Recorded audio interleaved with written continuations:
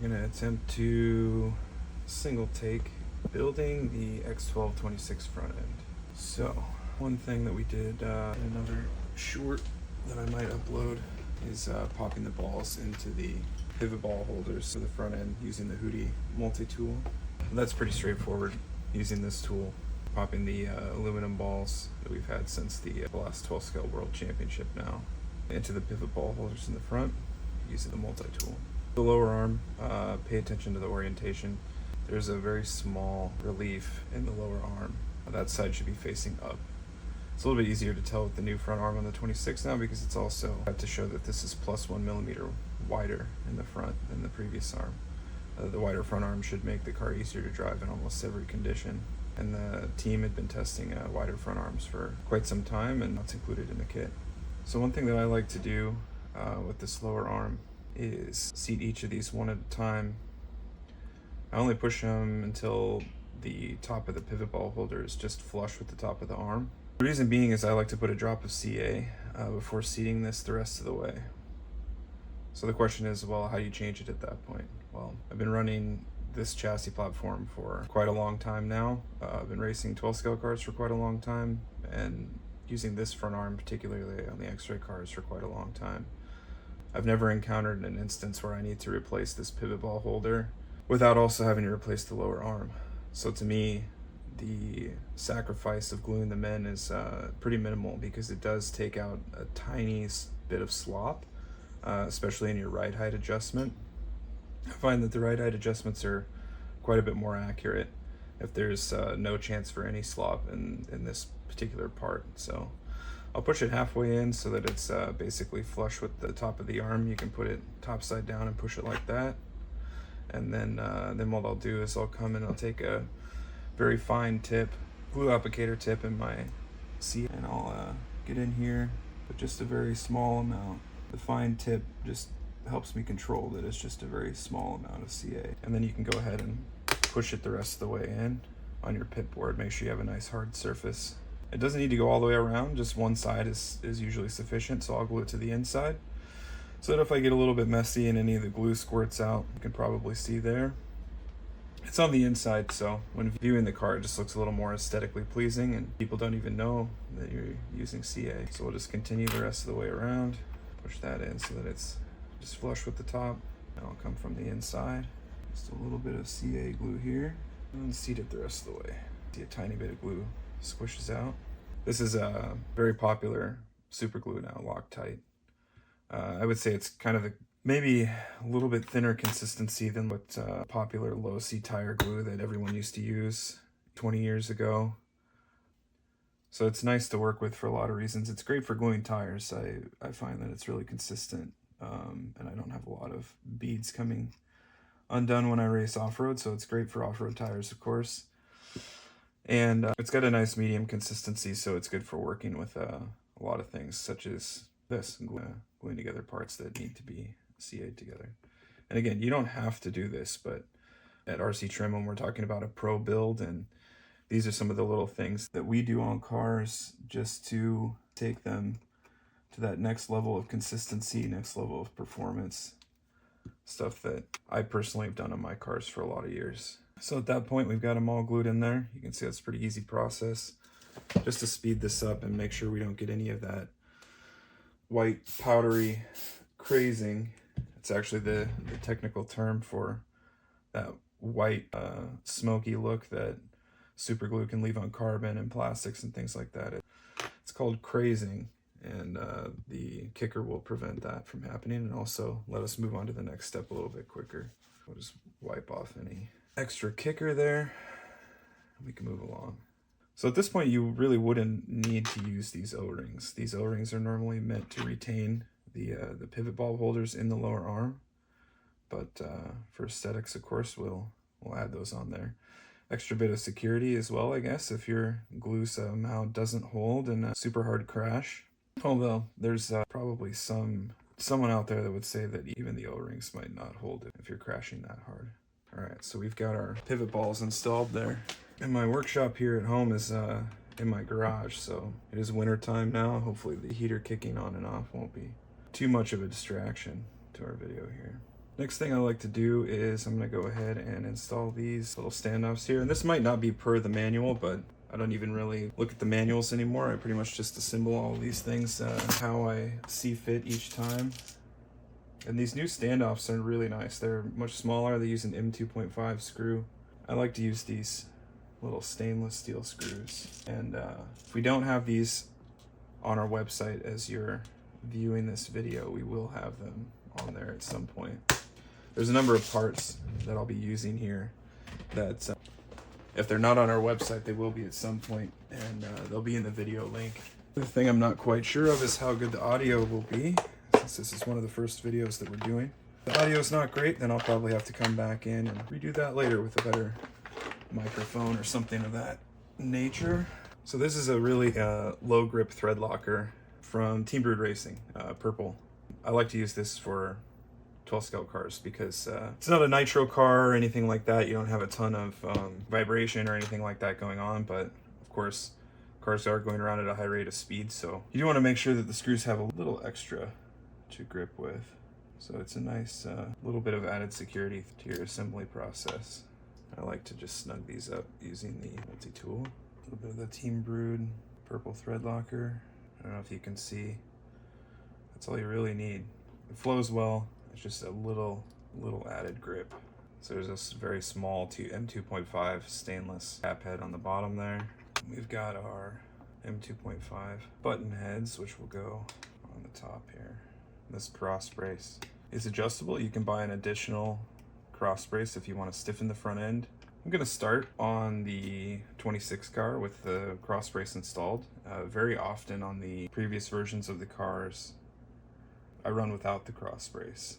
What I like about that is I feel that there is a small amount of camber gain that happens. It seems weird because the lower arm is fixed, right? But carbon fiber is flexible. And so I feel that when I'm driving the car, I can feel a very small amount of camber gain from the flex in the carbon. And it is enhanced when you don't run the cross brace. That feeling is a bit more. All right. So gone from the front suspension assembly now is the big teardrop brace that used to run between this point and this point. For many years, I did not run those. I feel like it is a part in the suspension where I was describing that you can feel camber gain because of the flex of this part, and I would not run the cross brace to even make it more reactive, feeling of more camber gain in the corner. This part, because of the two contact points and because the screw that was holding it in place, that teardrop steel, spring steel brace that used to be here, that used to take away that camber gain feeling even more so. And it was nice if that was the effect that you were looking for, but even in a small crash, even something as simple as hitting the curbs, like the drift curbs that are so popular nowadays at a lot of carpet tracks, I had the feeling that this could flex, and the point at which these two were connected would actually hold a tweak in the car. And there were certain instances where I would actually hit a pipe and crash, and I could feel like, oh, this car is steering more the other direction. And in modern cars now, it's much harder to tweak them during the course of a run, but it's still possible, and it just happens in different places than it used to in the chassis. And this is one of those points where if you impacted this corner hard enough, that piece could shift, and then it would hold it in a bent position for the remainder of your run, to the point where I could even after the run come back and just loosen this screw and just watch it flex back down to its normal position. So it's nice to see now that included in the kit we have these 3x9mm aluminum washers, and what they're going to do is take the place of that teardrop underneath the Kingpin. And so these will just fit into the lower arm. Always remember dots to the outside. 3-dot is the kit Kingpin. If I recall, that's a 1 degree. We're going to start there. It's a great starting point. Same with these. We'll apply a little bit of thread lock to both of them. Purple thread lock, Team Brewed. Go ahead and just get the other one done as well. Dots to the outside. Shim on. And then we're using a steel non-threaded nut on the bottom. There used to be, when there was the teardrop brace, there used to be an order to tightening these all down, but now it's okay to just snug these up.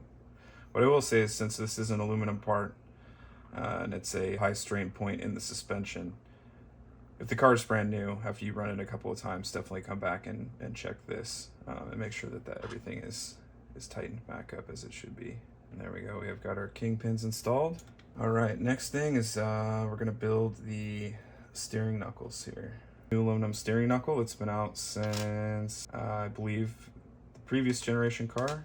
Again, it was something that started working on way back at the 12 Scale World Championships at Beachline. So pretty standard here. You're gonna insert a little tiny piece of Delrin flashing there. There's actually a pressed insert in the steering knuckle here. Kit comes with silver aluminum lock nuts. I like these 7075 lock nuts from Team Brood Racing. They're black, so it's just a little bit of a dress-up option for the car. This is one of my personal vehicles, the first 2026 kit that I'm building. So there's one. Machining quality, of course, for X-Ray and Hootie is world renowned, so everything fits really smoothly without any excessive play. This is another point, even though this is a lock nut, I think it could be safe to put a little bit of thread lock on there. It's really something you never want to come loose, and sometimes, especially like in modified racing where there's a lot of strain on the suspension components, I've seen that come loose, but I think that's mostly due to the inconsistency of the lock nuts sometimes. But this is another point where a tiny bit of thread lock wouldn't hurt. I've definitely done that before. All right, we've got our 1mm spacers that go on the bottom of our Kingpin. You can change these to adjust ride height, but I never really do. I always adjust ride height through the suspension arm. The chassis with the available shims. Shim system that X-Ray has makes it much easier to change ride height at that point than it does at the knuckle. I'll touch on it again later. One thing to remember also is when changing ride height is that's going to affect the bump steer because the knuckle's moving up and down, the axle's moving up and down, so always change your bump steer shim by the same amount. So before lubing these up, just like to make sure that these are nice and free, which you can see that they are. If they weren't, then we would work on the knuckle. It was a little bit more important when the knuckles were plastic or graphite mixed plastic. We used to have a reamer to ream those out and make sure that they were nice and free, but we don't have to do that anymore. So my favorite Kingpin dampener, oil, lube, whatever you want to call it, for the last God knows how many years has been the Kyosho 15,000 diff grease. Pretty common. I think everybody uses this. The new Kingpins have holes in them, and you can fill the inside with oil. The reason that I don't is that gravity still exists. So even though that oil is captured, every time the suspension compresses, a little bit more is going to drip down, and you just end up with a lot of grease around the bottom of the Kingpin. It attracts, obviously, dirt and debris from the track and stuff like that. Because this is an exposed system regardless, I think you're still going to be servicing your Kingpins as often as you would with or without the holes drilled. That's just my personal opinion. Of course, I think that having the holes drilled is a better design regardless, because it gives you the option, and B, it's some small amount of weight savings, even though it might be a little insignificant to some people. I think any amount of weight savings in a car that's this small and this light matters at the end of the day. So I paint these with thin coating, just like I would have with the traditional Kingpins that did not have the holes drilled in them. A lot of people have different methods for applying the oil and the grease to the Kingpin. I've been a paintbrush artist for several years now. I really like this because to me, I can really consistently control how much that I apply. It gives me a really consistent feel every time I get on the track. Any remaining on the brush, I go ahead, and if it's a brand new knuckle, I don't think you need to do this every time, but if it's brand new, I paint it in there just so that the parts aren't dry when they fit together for the first time. You don't need to slop it in there.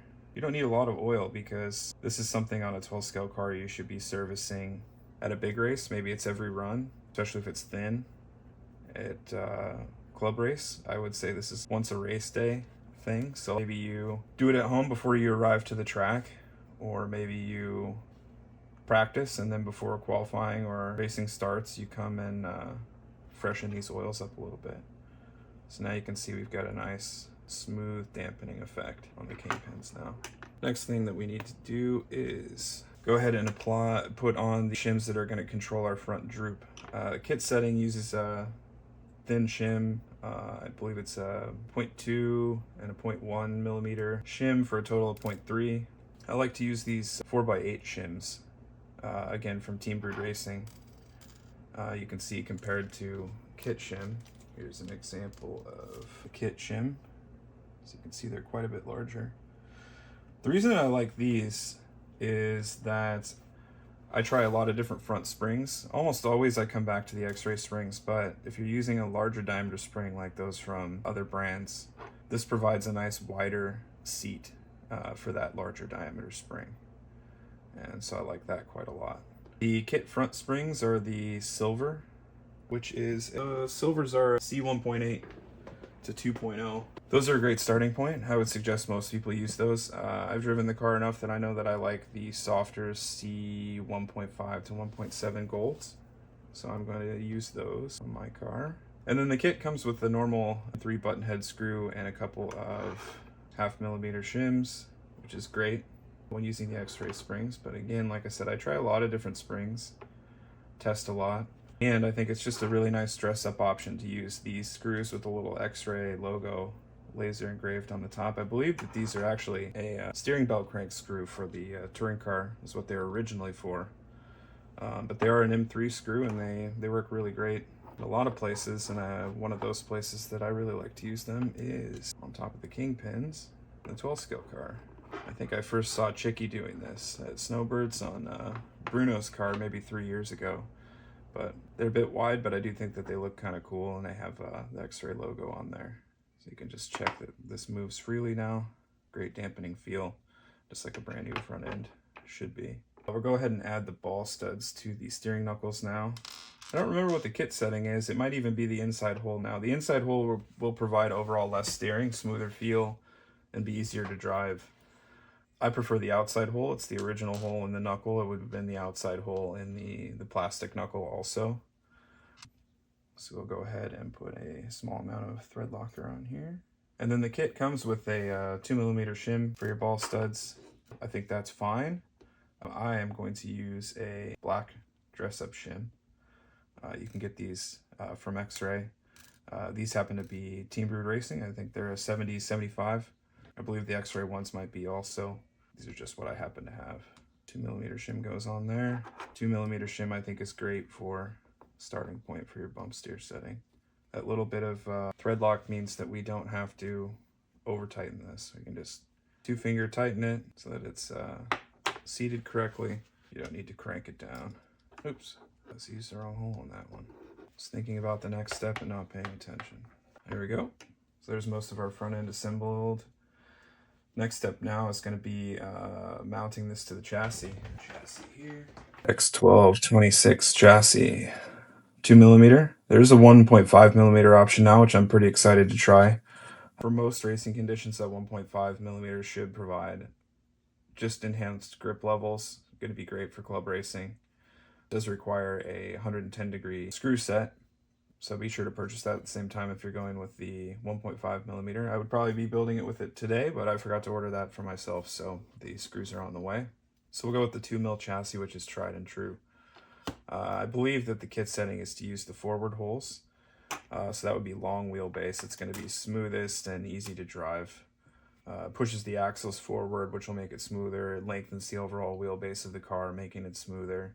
Good for big tracks, good for if the front end is way too responsive and you have too much steering or anything like that. You can always push that forward. Just be cognizant that when you do, especially if the car is fully assembled, that you need to make sure to change the shims on your Ackerman, on your servo saver. Keep your steering links at the same length.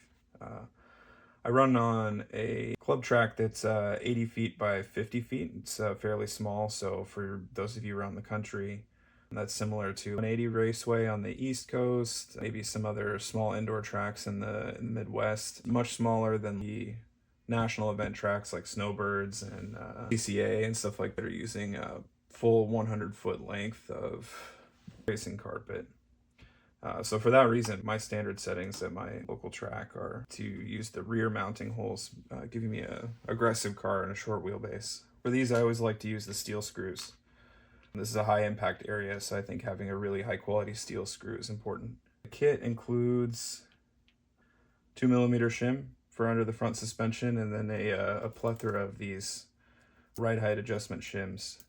What I like to do, because I know I'm always going to be running tire size in a certain range, is I've figured out that I like to have a 1mm shim underneath the rear pivot balls and a 3mm shim underneath the front. So what that's doing is it's lowering the car a millimeter already off the bat, and it means that I don't have to use as many of these ride height adjustment shims to get the car to the ride height that I want. For club racing, I normally run a front tire that starts at about 40.2 to 40mm, so I get probably about 3 to 5 practice runs depending on how much time I decide to stay on the track. With these ones, I don't Loctite. We can get them very tight using a 3mm driver from the top of the pivot ball, so it's not as important necessarily to Loctite these ones. Just thread it in a couple of turns. This one will always be the trickiest. It's just a little balancing act. Get that shim in there, especially if you have large fingers, but you can see it's not that big of a deal. Thread those most of the way down. And then I like to hold the car upside down, and I know at this point I'm going to be using gold shim, which is I believe 0.6mm. I can go ahead and slide that in, and then just snug these up until we get the other side done. Hang this upside down again. The other thing I forgot to mention is the shims that I like to use at this point are actually from Team Brewed Racing again. They are a 6.5mm outer diameter. The reason I like that is a little bit wider footprint, provides a little bit better support for the front end. Again, this is a high stress area. Anytime you crash, all the force of that crash is going into these screw holes here. You might actually notice if you crash hard enough, the screw holes for the bumper mount here can become oval shaped, which is fine for the bumper, but really you want to try to maintain these as much as possible, and so having that little bit wider footprint for the shim underneath the suspension mounts, I find it just adds a little bit of extra durability and support. They come in a lot of different colors too, so that's nice. If you like that, I use the black ones, of course, but that's the reason I use those. So get back to what we were doing here and get another gold shim. Anytime you can pivot this and let gravity help you do the work, seems to work out quite well. All right, those are all snugged up now. To get them ready to race, put a 2mm on the bottom, and then I'll use a 3mm on the top. And I do most of my tightening with the 3mm on the top. Snug that up the rest of the way.